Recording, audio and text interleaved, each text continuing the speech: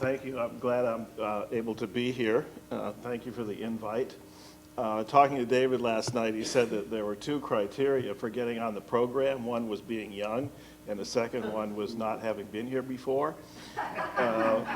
And so, since I'm here, I just can only assume that they mistook my name for my age.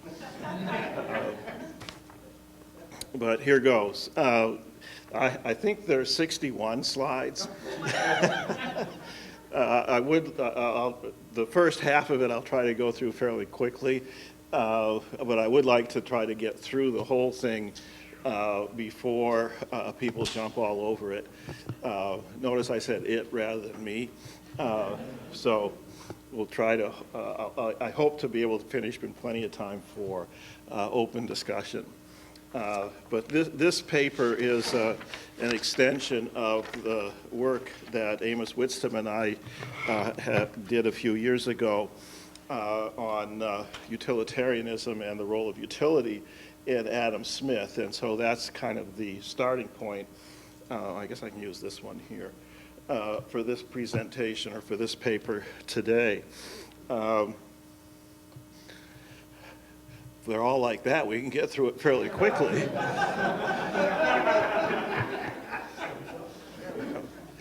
Okay. This is a quotation from Hawkinson's introduction to his edition of the Theory of Moral Sentiments, where he says, Adam Smith's theory of moral sentiments is apt to confuse the modern reader who approaches it with expectations formed by recent moral philosophy. Let me just insert here that I come from the Sam Hollander school of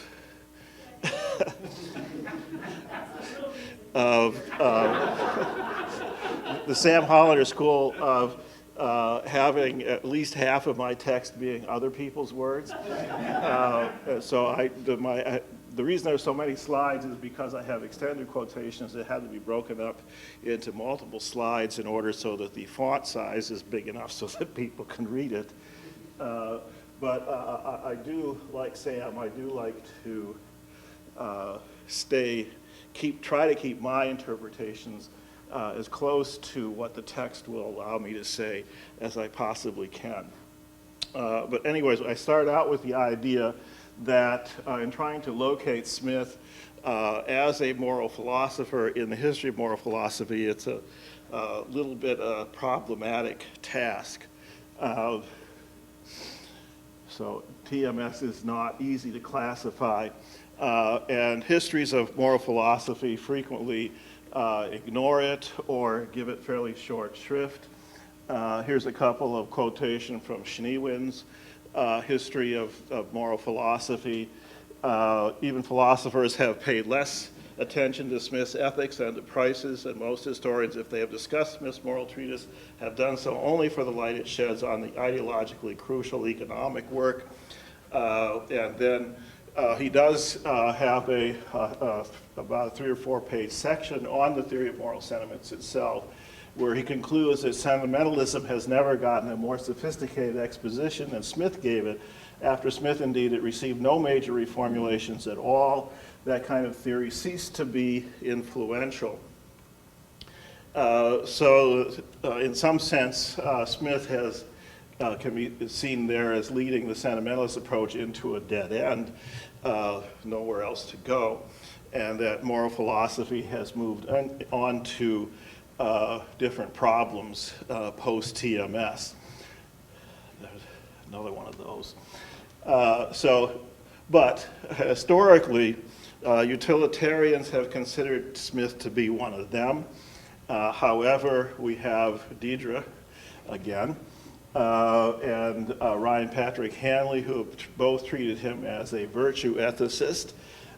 We also have David Raphael, who has argued for years that Smith is not a utilitarian. The paper is essentially divided into 3 parts. The first part is looking at whether or not utilitarianism is the appropriate philosophical home in which to locate the theory of moral sentiments. This is the part that repeats some of the arguments that Amos and I published in 2013 and adds a few more for good measure. But basically, Smith is essentially sort of kind of a guilt by association situation, because Smith is kind of surrounded by utilitarians. His teacher Hutcheson and Hume are kind of classified in that realm. Bentham, a semi-contemporary, then of course the classical economists, Malthus, Ricardo, and the Mills are all utilitarians. And given the close affinity between Smith's economics and classical economics, it's not surprising that he would be lumped, that his moral philosophy would be lumped together with theirs. However, this has to survive despite the claims by Smith himself that utilitarianism, or what he would have taken as some version of utilitarianism, is not what he's trying to present in the theory of moral sentiment. So I have a number of quotations here taken from part 4 of the theory of moral sentiments, where he deals specifically with utility and its role in moral approbation, and part 7, where he deals with his survey, his own survey of the history of moral philosophy. So basically, what he's saying here, it seems impossible that the approbation of virtue should be of a sentiment of the same kind with that by which we approve of a convenient and well-contrived building, or that we should have no other reason for praising a man than for that which we commend a chest of drawers. And secondly, it would be found upon examination that the usefulness of any disposition of mind is seldom the first ground of our approbation, and that the sentiment of approbation always involves in it a sense of propriety, quite distinct from the perception of utility. And of course, as we know, Smith begins the theory of moral sentiments with propriety, because that's the essential characteristic of virtue for Smith. Then he goes on, the system which places virtue and utility coincides too with that which makes it consistent propriety. That kind of implies the conflating together of utility and propriety as the basis of moral approbation. But according to this system, all those qualities of the mind which are agreeable or advantageous, either to the person himself or to others, are approved of as virtuous, and the contrary disapproved of as vicious. But the agreeableness or utility of any action depends upon the degree to which it is allowed to subsist in. Every affection is useful when it is confined to a certain degree of moderation. Every affection is disadvantageous when it exceeds the proper bounds. I notice here I've already taken 20 minutes. It seems like 5.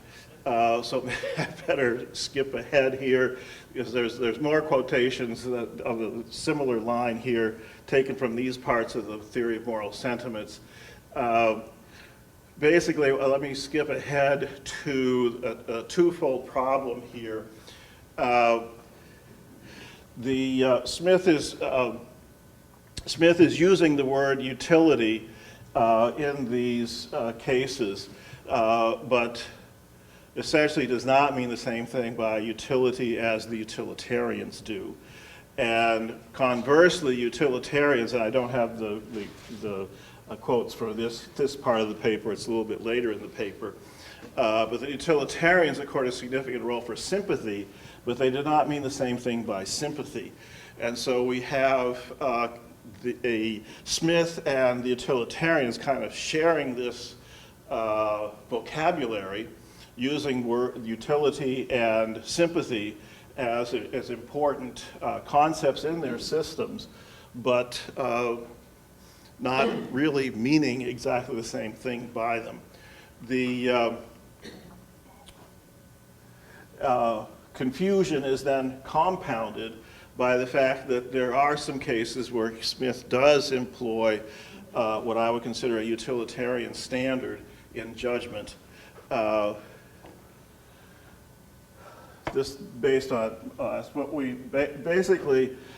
we're dealing with here is there's 3 meanings of utility. The first one is of trying to characterize the utilitarian meaning.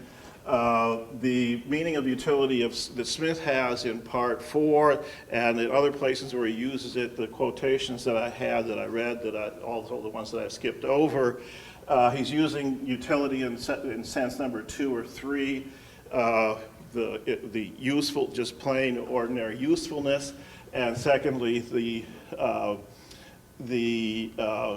way that he uses it in a way that he claims is an original contribution, which is the aesthetic beauty of harmony, or the fitness of means to accomplish ends, which is important because that's the sense of utility in which we judge the effectiveness, say, or the goodness of a constitution of a nation or a system of political economy. The exceptions, I don't think I need to dwell on this. There is in the TMS in Part 2, he does say, after expounding his theory, he does say, upon some occasions, indeed, we both punish and approve of punishment merely from a view to the general interest of society, which we imagine cannot otherwise be secured. Of this kind are all punishments inflicted for breaches of what is called either civil police or military discipline. And then the case of the military discipline is the case where a sentinel falls asleep and is punished by the firing squad. And so he says the severity may upon many occasions appear necessary, and for that reason just and proper. When the preservation of individual is inconsistent with the safety of a multitude, nothing can be more just that the many should be preferred to the one. A side note here that I take up in the paper, but I don't want to get into here unless somebody wants to bring it up in discussion, is Smith's suggesting that this punishment is just. There is a controversy, somewhat of a controversy in the literature as to whether Smith sort of overstepped himself here by making that comment, but be that as it may, I'll just simply move on here. The key point here is that it's the exception that in a sense proves the rule, because the spectator just simply feels differently and has to go through a different process in order to arrive at the point of being able to approve of this extreme punishment for something that seems fairly, an offense that would seem fairly trivial, namely falling asleep when you're supposed to be awake. He says, a man of humanity must recollect himself, must make an effort and exert his whole firmness and resolution before he can bring himself either to inflict it or to go along with it when it is inflicted by others. So the spectator feels differently at arriving at his judgment, and in the paper and elsewhere, I will argue that a similar case appears in The Wealth of Nations. I'll just simply maybe point it out that when the preservation of individual is inconsistent with the safety of a multitude, nothing can be more just than that many should be preferred to the one. The statement in the Wealth of Nations about I think it has to do with the regulation of small denomination banknotes, where he concludes that the restriction of the natural liberty of a single person is just when it is necessary in order to increase basically the liberty or the welfare of the whole is a proper restriction of the natural liberty. But in The Wealth of Nations, he doesn't make any comment to the effect that this is a just restriction of natural liberty. It is a restriction of natural liberty, which means it's a restriction of the liberty of that, or the justice of that one person. Anyways, these are, however, exceptions, and Smith treats them as exceptions. The other concept that I take up in the paper, which I can deal with, I think, fairly quickly here is statements about happiness. All constitutions of government, however, are valued only in proportion as they tend to promote the happiness of those who live under them. And secondly, in the wealth of nations, no society can be flourishing and happy, of which the far greater part of the members are poor and miserable. Essentially, in treating this, I fall back on an argument that Sam Fleischacker made a number of years ago, where he says that we should hesitate more than a little before reading utilitarian content into this claim. He's specifically referring to the claim from the Wealth of Nations, but I think we can apply it to the claim about constitutions from the Moral Sentiments as well. The sentence before it tells us that what improves the circumstances of the greater part of society can never be regarded as an inconveniency to the whole, and it's clear that it improves the circumstances is to be equated with lifting people out of misery is a good thing, a criterion indeed of any society's success. But the cautious wording, the double negatives in two successive sentences and the term flourishing with G. pairs happy allows Smith to avoid committing himself to happiness as the be-all and end-all of human life. Not being unhappy is clearly one of our ends. Being happy in the sense in which that means having improved circumstances is not clearly our total or final end. To this, I also would add that happiness is not thought of as a quantity that could be maximized. There's no attempt to make other goods, such as independence, literacy, participation in public life, equity, and justice, commensurate with happiness. And Smith, of course, says that I have never known much good done by those who affected the trade for the public good. We should know what the context is of that particular quotation. The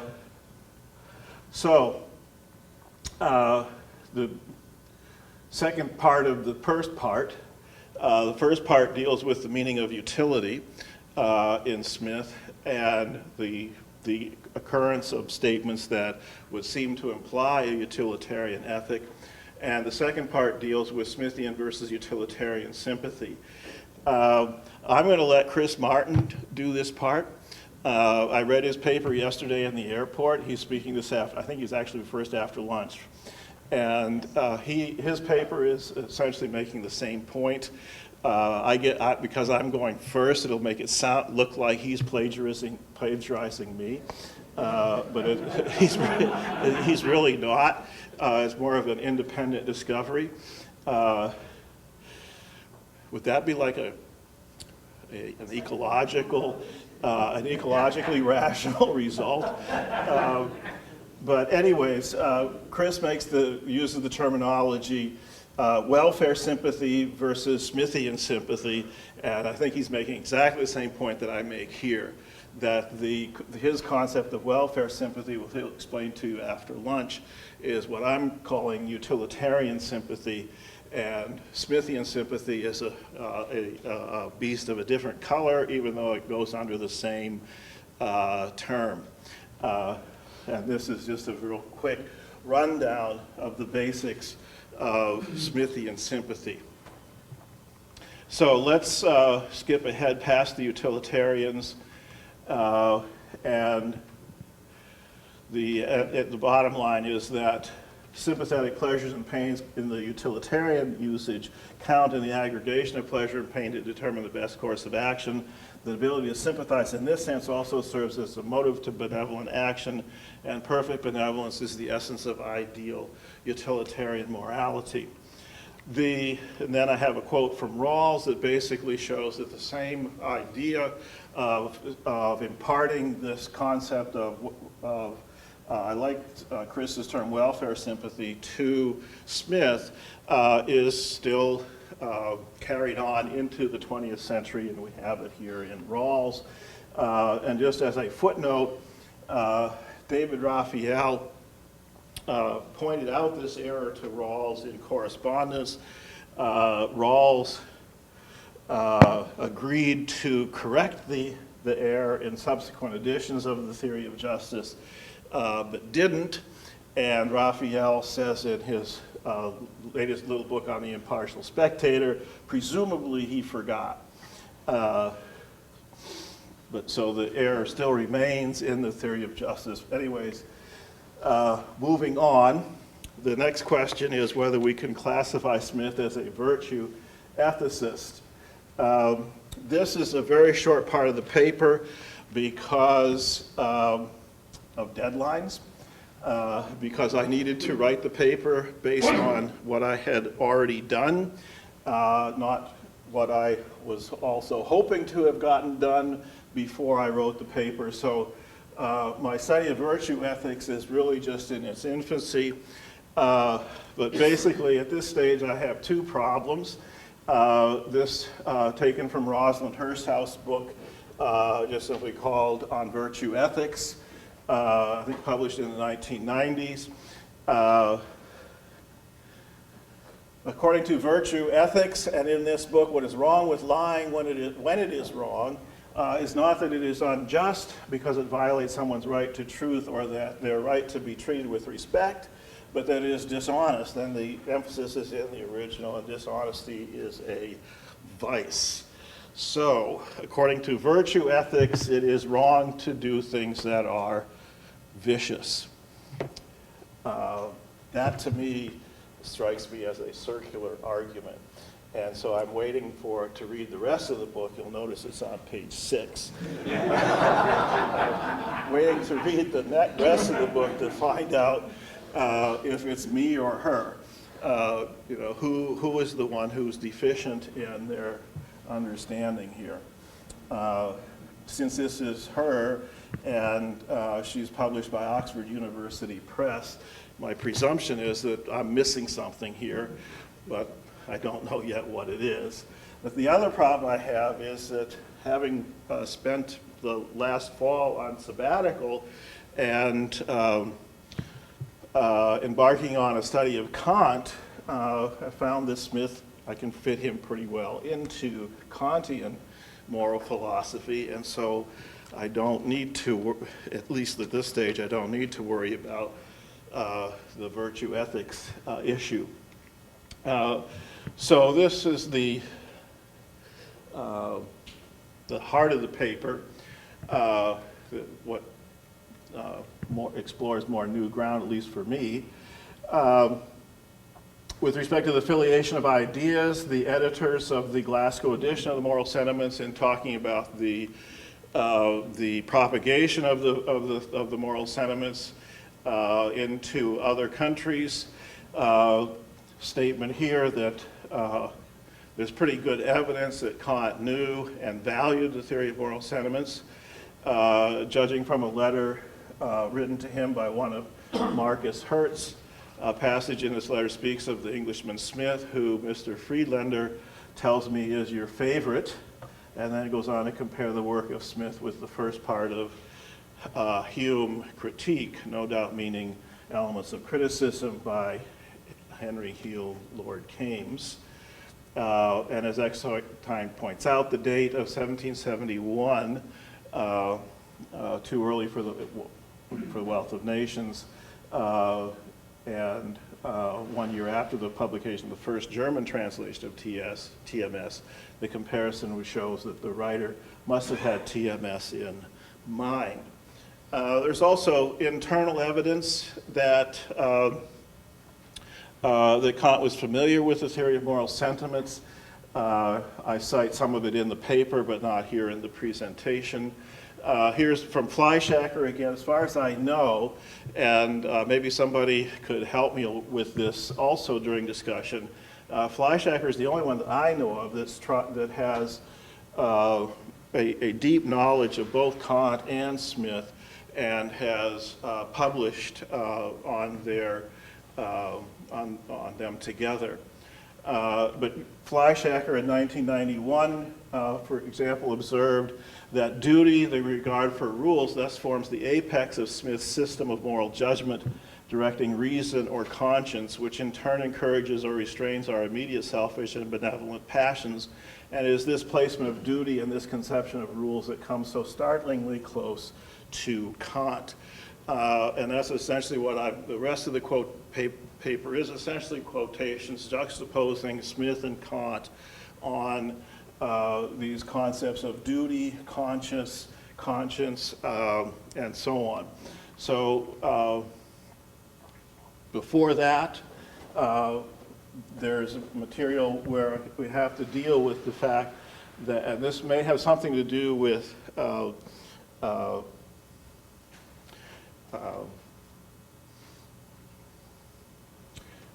it may have something to do with that Kant, it's not clear the parallels that we're going to see are so strong that it's hard to believe that Kant didn't have the theory of moral sentiments in mind, or at least had learned these ideas from the theory of moral sentiments, but he also is, of course, very critical of any empirical approach to morality. And so we have these statements here, which I will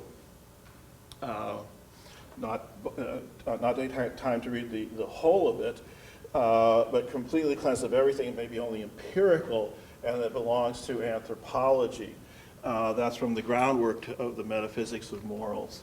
And from the critique of practical reason, it is impossible by means of experience to make out with complete certainty any single case in which the maximum of an action otherwise in conformity with duty rests simply on moral grounds and on the representation of one's duty.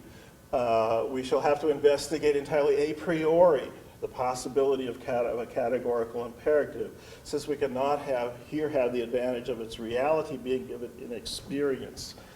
And then the principle of humanity and in general of every rational nature as an end in itself, which is a supreme limiting condition of the freedom of action of every human being, is not borrowed from experience. But of course we know that for Smith, everything has to arise first from experience before it can move into sort of the realm of pure thought or conscience. And he says, it is thus that the general rules of morality are formed. They are ultimately founded upon experience of what in particular instances our moral faculties, our natural sense of merit and propriety approve or disapprove of. The general rule, on the contrary, is formed by finding from experience that all actions of a certain kind or circumstance in a certain manner are approved or disapproved of.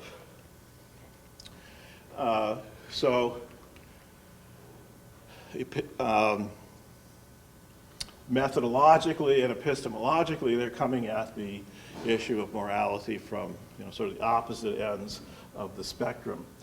But they have strikingly similar accounts of conscience, the authority of the conscience, self-command, and duty, not to mention what's already been mentioned before, is the codification of morality as a set of laws, which was already stated. I didn't read that particular quote. Well, I guess I did read.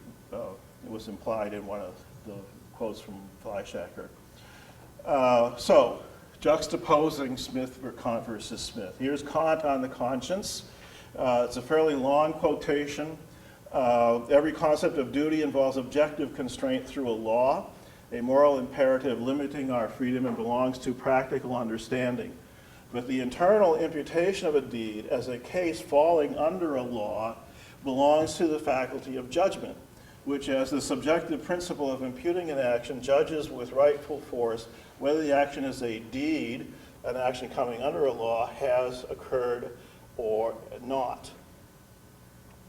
Upon it follows the conclusion of reason, the verdict. Notice the idea of a judge looking at the evidence and trying to render a verdict. That is the connecting of the rightful result with the action, condemnation or acquittal. All of this takes place before a tribunal, which as a moral person giving effect to the law is called a court. Consciousness of an internal court in man before which his thoughts accuse or excuse one another is conscience. Every human being has a conscience and finds himself observed, threatened, and in general kept in awe, respect coupled with fear, by an internal judge, and this authority watching over the law in him is not something that he himself voluntarily makes, but something incorporated in his being.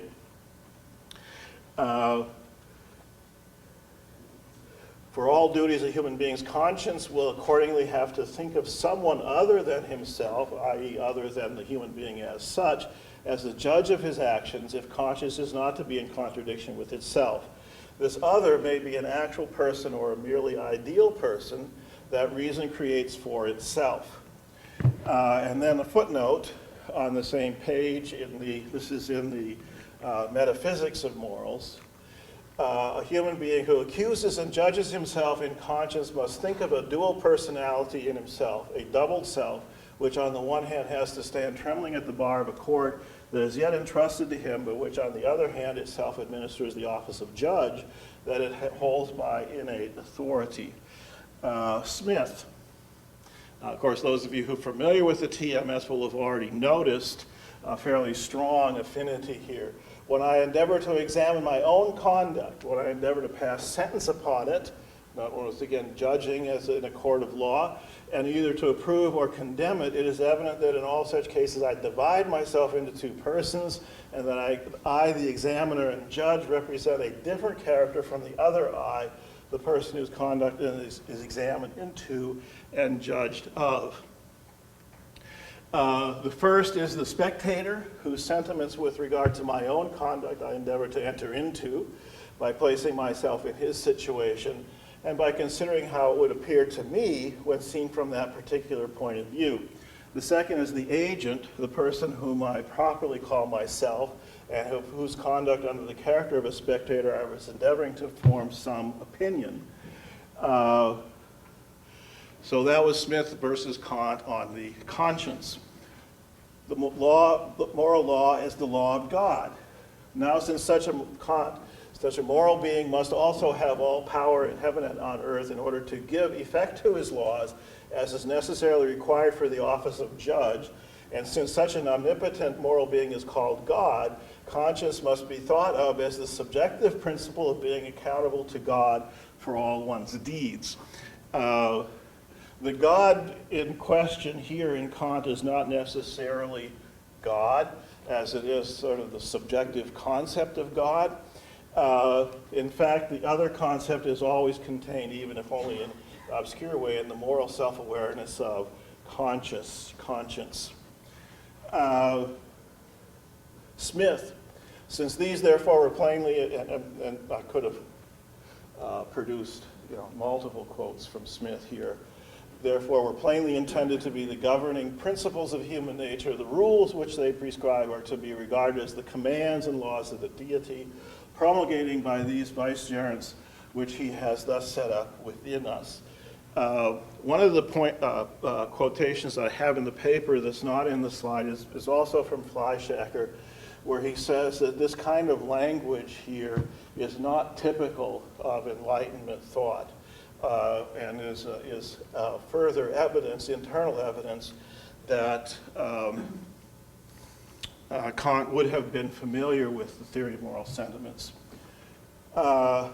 Self-government, Kant uses the term self-government. Smith, of course, uses the term self-command. Virtue signifies the moral strength of the will. Virtue is therefore the moral strength of a human being's will in fulfilling his duty, a moral constraint through his own law-giving reason, insofar as this constitutes itself an authority executing the law. Since virtue is based on inner freedom, it contains a positive command to a human being, namely to bring all his capacities and inclinations under his reason's control, and so to rule over himself, which goes beyond forbidding him to let himself be governed by his feelings and inclinations, the duty of apathy. For unless reason holds the reins of government in its own hands, his feelings and inclinations play the master over him. Smith, the degree of self-approbation with which every man upon such occasions surveys his own conduct is higher or lower exactly in proportion to the degree of self-command which is necessary in order to obtain that self-approbation. Of course, once again, I could have produced many other quotations, especially from part 6 of the theory of moral sentiments about the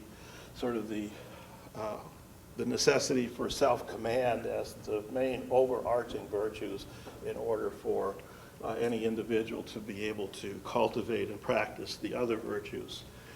The man of the most perfect virtue, the man whom we naturally love and revere the most, is he who joins to the most perfect command of his own original selfish feelings, the most exquisite sensibility both to the original and sympathetic feelings of others.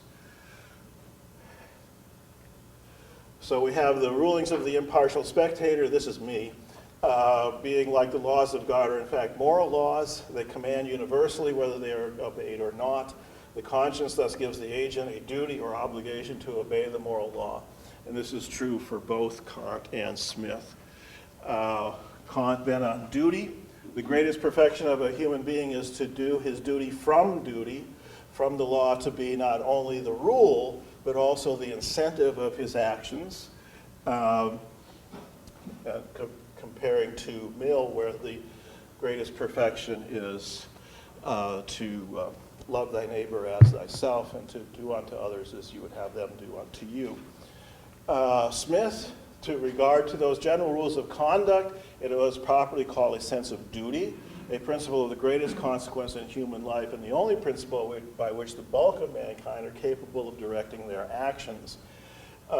Its simple obedience, of course, is not the highest level of moral achievement. Kant says that you have to do your duty, where duty, the desire to do your duty, becomes the motive of your action.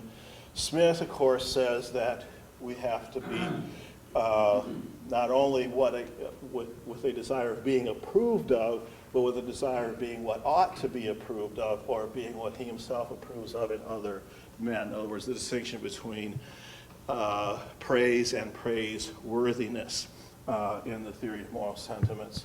But though man has in this manner been rendered the immediate judge of mankind, he has been rendered so only in the first instance, and an appeal lies from his sentence to a much higher tribunal, to the tribunal of their own consciences, to that of the supposed impartial judge and arbiter of their conduct. The jurisdiction of the man without is founded altogether in the desire of actual praise and in the aversion to actual blame.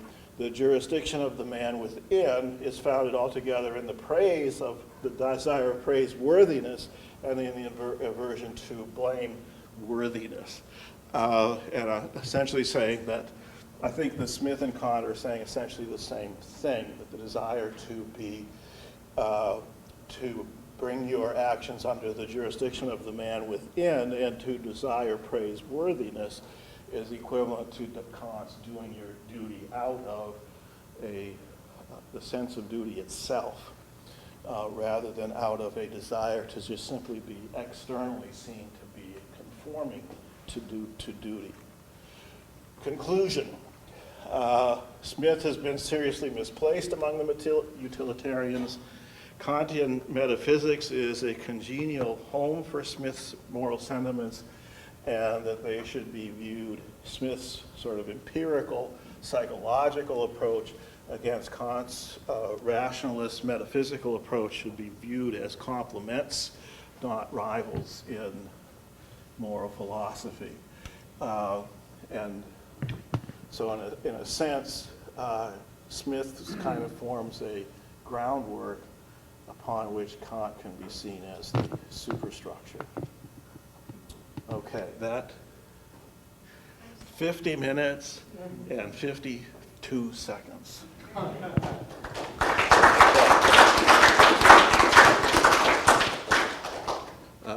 Questions, comments? You want to keep your cue, or do you have? Why don't you keep the cue Okay. for me, Sandy? So That way they'll Right blame beside. you if they don't get their say in Yes. properly. Happy to do it. And we actually have a microphone. Yeah, please speak up. This is Uh, recording. Contrary to Sandy and David's belief, I'm not young, and I do have hearing loss. So especially you people in back, please speak up and try to enunciate clearly.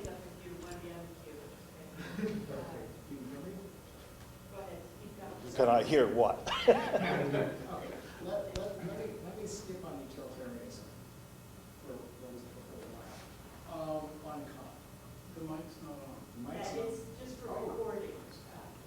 But it's a good problem. Just speak for the record. Okay. Forget about the mic. Forget about it. Okay, much too complicated. I think to get at the relationship between Kant and Smith, which I think is an enormously important exercise, I think it's just that you have to take Berkeley seriously, and really seriously.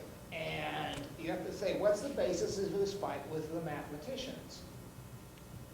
And the old argument that it's either stupidity or dishonesty doesn't work anymore.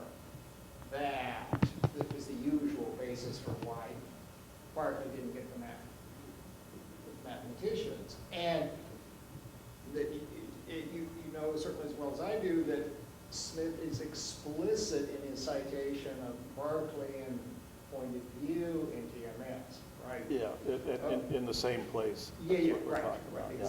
exactly right. And I said, okay, that's terrific. Now, let's think about, and this is out of memory, and it's long ago, and I'm not a specialist, as you know. How does Kant propose to get rid of the empirical world? And if I remember reading that, he gets rid of the empirical world by passage to the limit. That appeals to immortality of the soul. That's an infinitarian move that no Berkeleyan can make. Because Berkeley, this is why it's serious. You've got to, this is, Berkeley doesn't believe that infinitesimals are consistent with his theory of perception. And then he further claims that the infinitesimals that are being floated around in the foundational calculus are incoherent. And so that the folks who were influenced by Berkeley, I think, under obligation to take that view seriously, say, okay, if we don't let Kant make passage to the limit, so we impose Berkeleyan constraints on Kant, is the Berkeleyized Kant going to be any different than Smith? And my suspicion is he's not.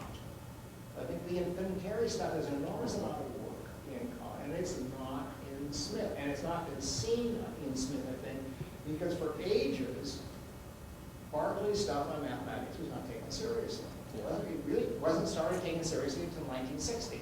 Yeah. Well,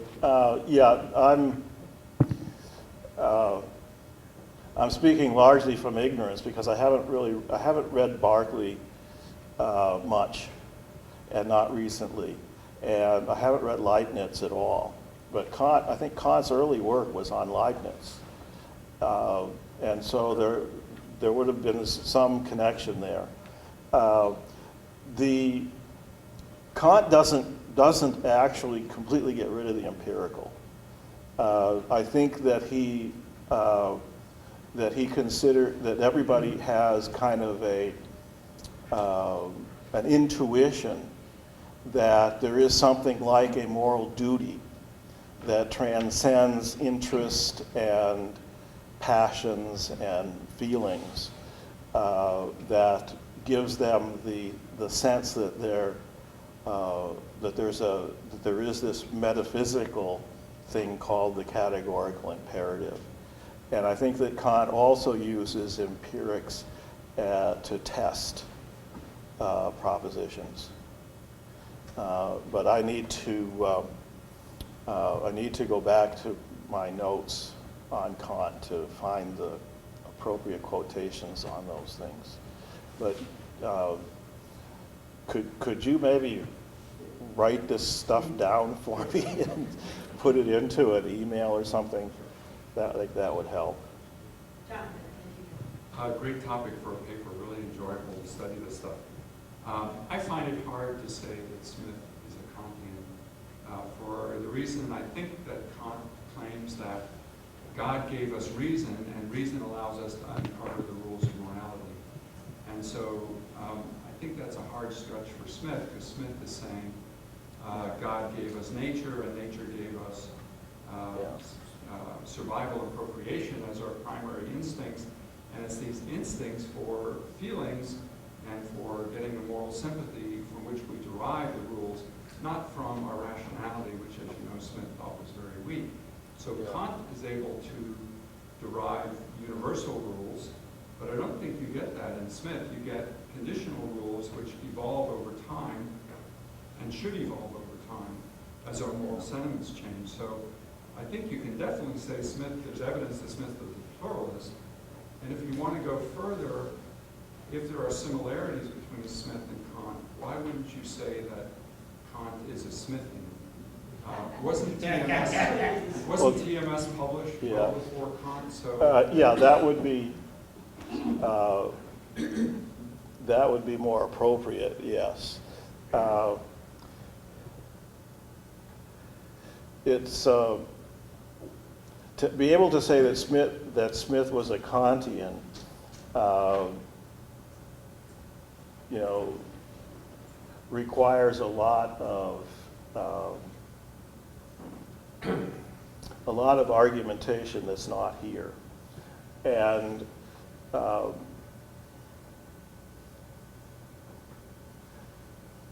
well, I don't think there's a simple and quick response to that. I think that it's instructive that the part of Smith that so closely parallels Kant comes in part 3. In other words, there's already the empirical foundation of the sort of the social learning process that gets you to part 3, where the individual is where the sympathetic process is turned inward on the individual. And these concepts of duty and obligation and the idea of morality as rules, as sort of governing laws, doesn't come until part 3 in the theory of moral sentiments. And so whatever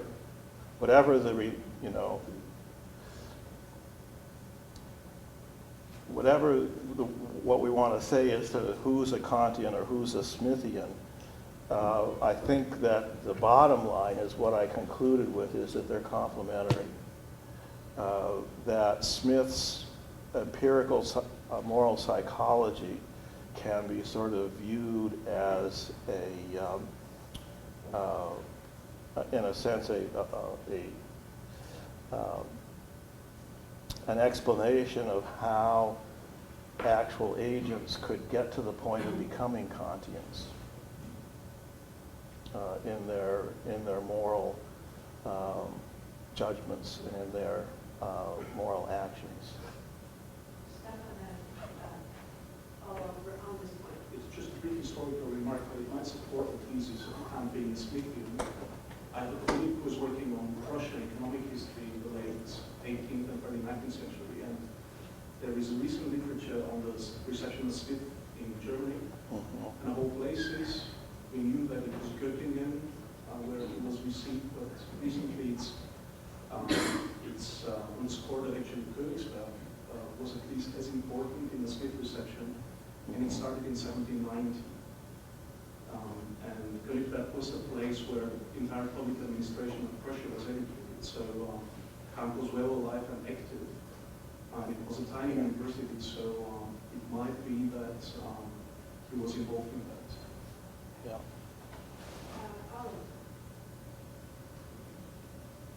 I find this fascinating. I want to go to the earlier comment about David. I'm going to have to get closer to Ali. Yeah. Everyone speak up. That's your. My usual problem is people tell me I speak too loudly. My wife does this. I won't tell you why.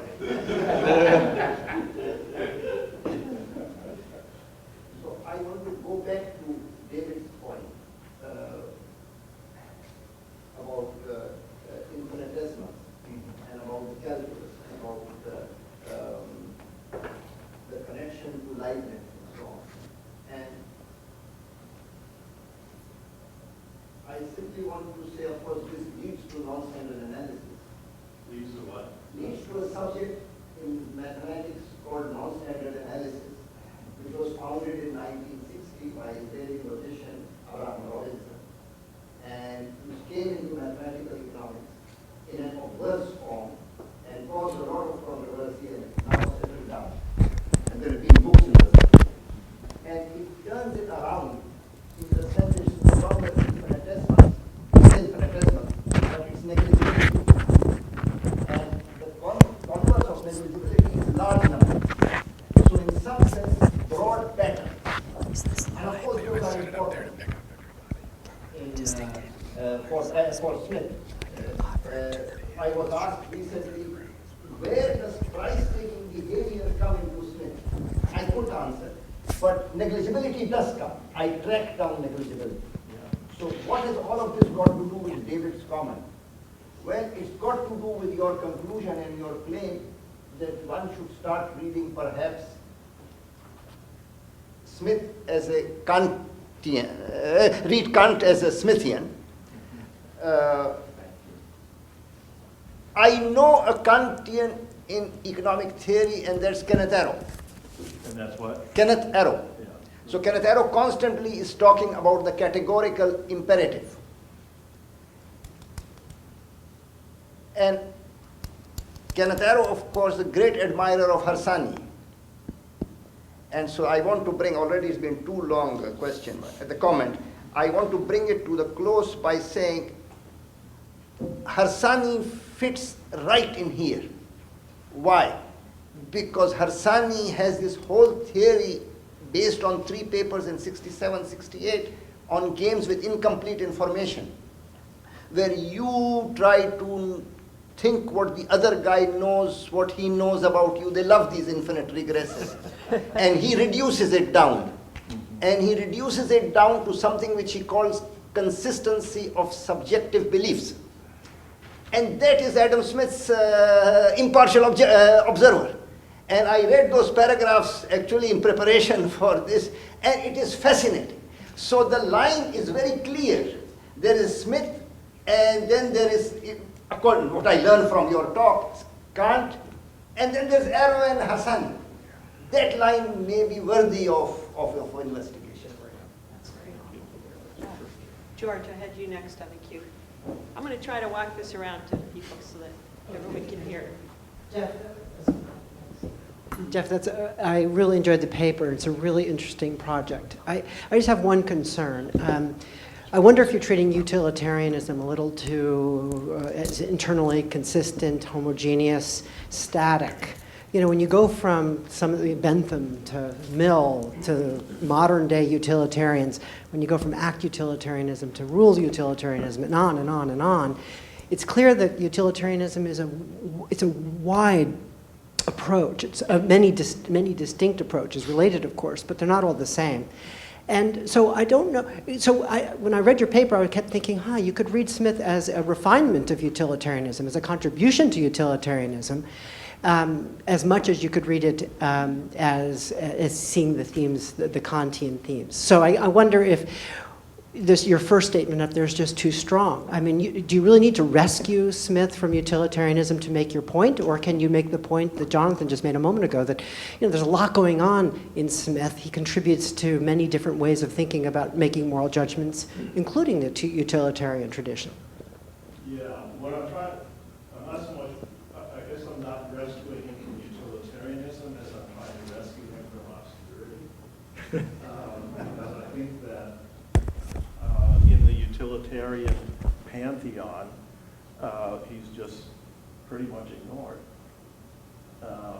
And I think that it's probably because they think that he has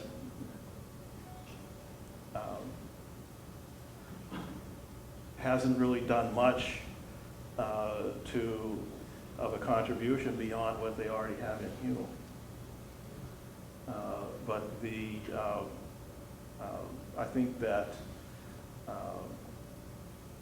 the part 3 of the theory of moral sentiments and part 4, which are really, so the middle of the book, represent significant original contributions to moral philosophy.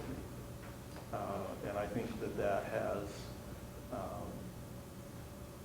by treating his sympathy as the sympathy of utilitarians, and by treating his use of the term utility as being the same or similar, that he has just simply been passed over. Yes, Jeff.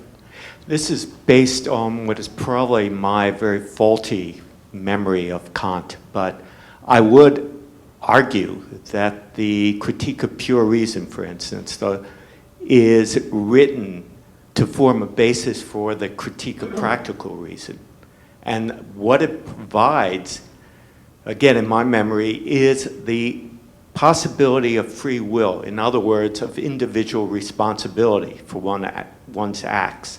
Though my memory of the Critique of Practical Reason is it ends up by actually saying that's sort of an illusion, that what seems, after all this song and dance, to be about a basis for freedom of will and responsibility is an illusion, but an important illusion anyway.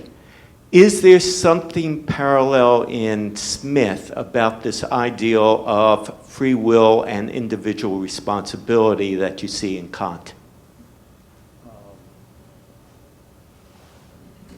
I'd have my suspicion is that there is, yes, but I can't put my finger on it right at the moment. And speaking of the Critique of Pure Reason, I didn't go back and study that for this particular research, but there is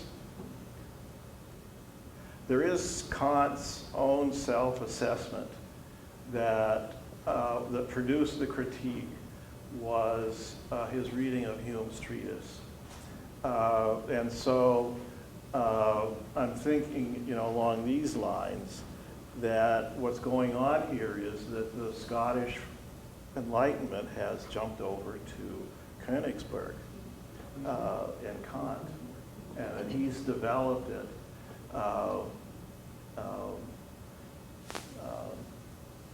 in his sort of metaphysical rationalist way, but that's what he's been sort of spurred on by and influenced by. There's a quote that by Kant that Hume jolted him out of his Metaphysical slumber. Or dogmatic Dogmatism. slumber or whatever. Well, thank you for a very enlightening presentation. I had a brief comment. It was really actually made earlier in a broader sense. I was only going to point out how different Bentham's utilitarianism is from John Stuart Mill's, for example. And I was going to ask your thoughts about similar issue. The real question I'd like to ask you is, in your interpretation of Smith, is conscience a manifestation of the impartial spectator? Well, yes. I mean, the conscience is the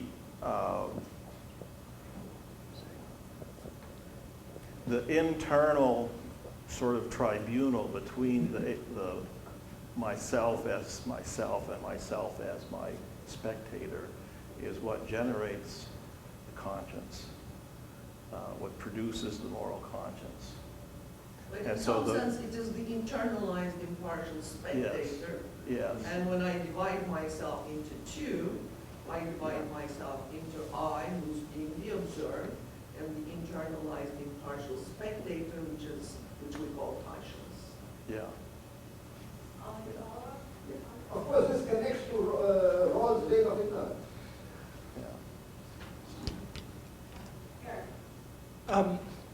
I come to the Summer Institute to escape philosophy and then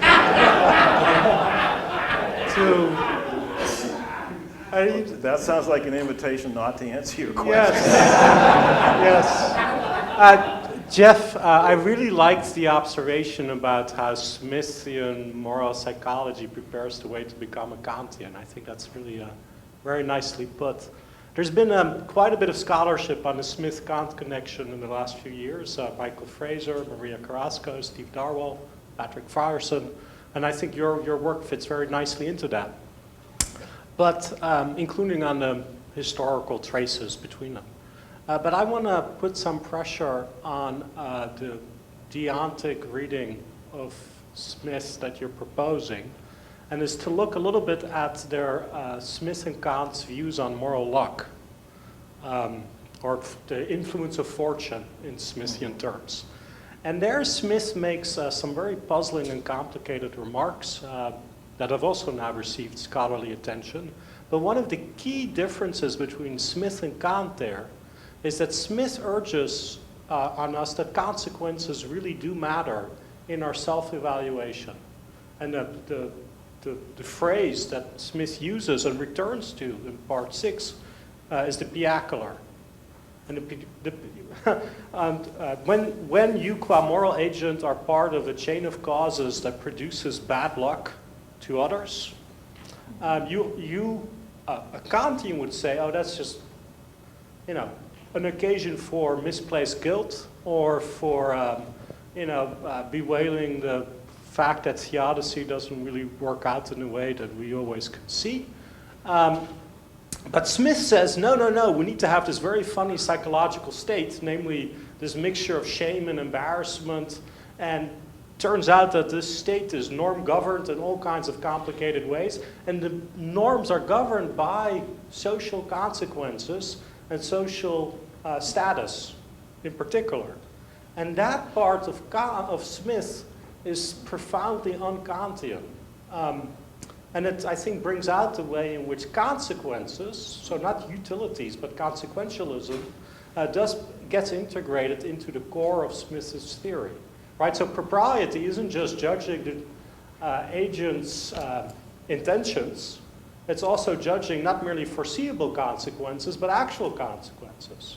Yeah. And it strikes me that just by setting up the debate between Smith as a utilitarian and Smith as a Kantian, we miss out the fact that there's a consequentialist streak in Smith that's not utilitarian. You're right about that.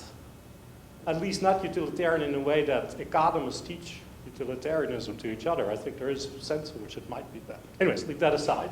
And I think historically the dead end wasn't a dead end. So this is really the important point I want to make. Sophie de Grouchy, Smith's great French translator and interpreter, actually picks up that strain of Smith and develops it into a post-Enlightenment sympathetic consequentialism. So I think it didn't disappear entirely, and it got picked up in 1797 in Paris, and it went on. And it's good to reflect on the fact that Sophie got written out of the history of philosophy by people like Schneewind and others. I'll stop there. Let me just respond to that. Those are really good points. Can I have that in writing? Yeah, I do want them in writing, especially the references that you gave me. But I think that the stuff on moral luck or the influence of fortune, doesn't he call that an irregularity in our moral sentiments? But one that we ought to embrace. That's what's really crucial. Yeah. That's the most un-Kantian thought. Yeah, but there are, I mean, as I showed with the exceptions to, the punishment of the sentinel that fell asleep and basically the market failure argument in the theory in the Wealth of Nations. There are exceptions where Smith embraces a consequentialist position as the ruling authority in the case. And I think that, in thinking about it, I think Kant wouldn't embrace that. I don't think Kant would allow exceptions because he specifically says that it's You can't use, some greater social good as a reason for violating a moral law. And so, yeah, I think that there's, I don't want to make them isomorphic with each other by any means. There is I agree that there is the consequentialist element that does come out in Smith. But he treats it as an irregularity there, and later as exceptions to the general thrust of the theory. But as he points out, that irregularity has a purpose because it results in the cases of crime. It results in only punishing actions rather than thoughts in a court of law. So I would make a follow-up on consequentialism, because I agree with you in that Smith is mainly obscured in the mainstream of utilitarian thought, but there is another branch of thought that I haven't heard of yet today, and it is that people like Hayek treat Smith as his predecessor in the spontaneous order of morals theory. We have now this Jerry Gauss who writes these papers about how morals evolve, and it's kind of consequentialist argument, and I think that this is quite true, and true reading of Smith. And from Hayek's point of view, for example, Hayek would make some cases against making Kantian from Smith, because a concept like a categorical imperative sounds too constructivist, rationalist in Hayek's terms. So he would stress this evolutionary or from evidence from experience exposed morality, evolved morality. So could you comment, please? Yeah, I mean, the spontaneous order or beneficial unintended consequences pervade the theory of moral sentiments and the wealth of nations both. And I did have one brief allusion in the paper. I mean, what I'm trying to treat him here as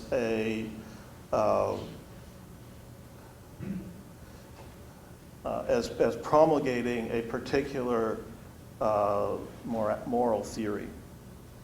The fact that it is also a theory of the spontaneous emergence of social order is really kind of a separate issue for this particular paper. But in terms of consequentialism, I mean, Smith makes it very clear that when it comes to explaining human phenomena, we very frequently confuse efficient and final cause, and treat final cause as if, which is in the case of social phenomena, the final cause is is social order itself, the survival and thriving of human beings in a social context. And so the consequences, the social consequences of actions, are not the efficient causes of those actions. They're not the reason why the actions occur. And essentially, Smith, in the theory of moral sentiments, the fact that the outcomes are frequently beneficial is essentially attributed to divine providence. And in the Wealth of Nations,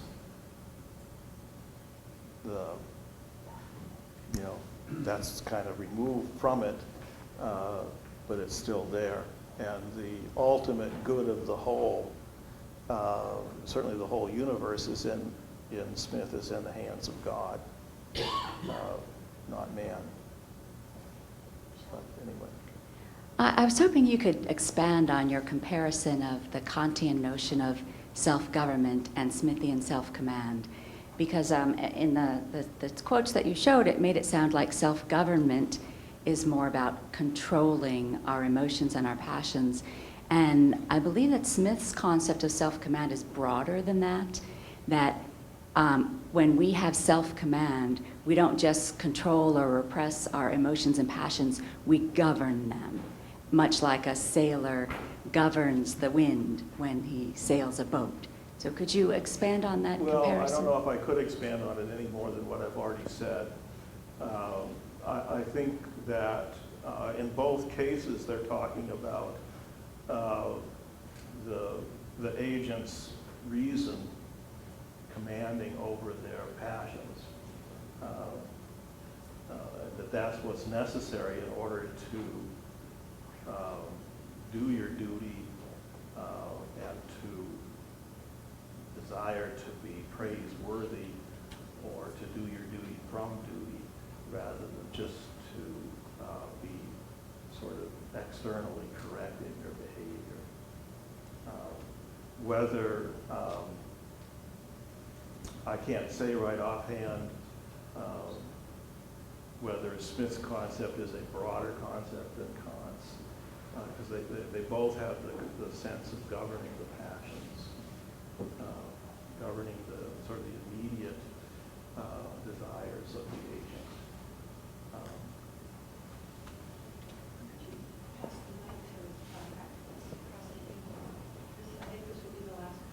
Okay, this is a follow-on to Eric's point about consequentialism. Bernard Williams wrote in a book called Shame and Necessity about that he sort of conceived of liberalism as being opposed to the Greek idea of luck and fate, that where the Greeks are willing to attribute these things to simply happening, that it's one of the missions of liberalism to try and put some sort of ethical spin on outcomes and have that in mind. And I was wondering that obviously Smith is deeply read in the Greek, so I wondered if any of this struck you as whether Smith himself was talking or made some reference to making a reply to Greek religion in that sense. I can't really respond to that. I'm not familiar enough with the Greeks to be able to talk intelligently about them. David, do you want to respond? That was fabulous. Thanks very much, Jeff. Thank you.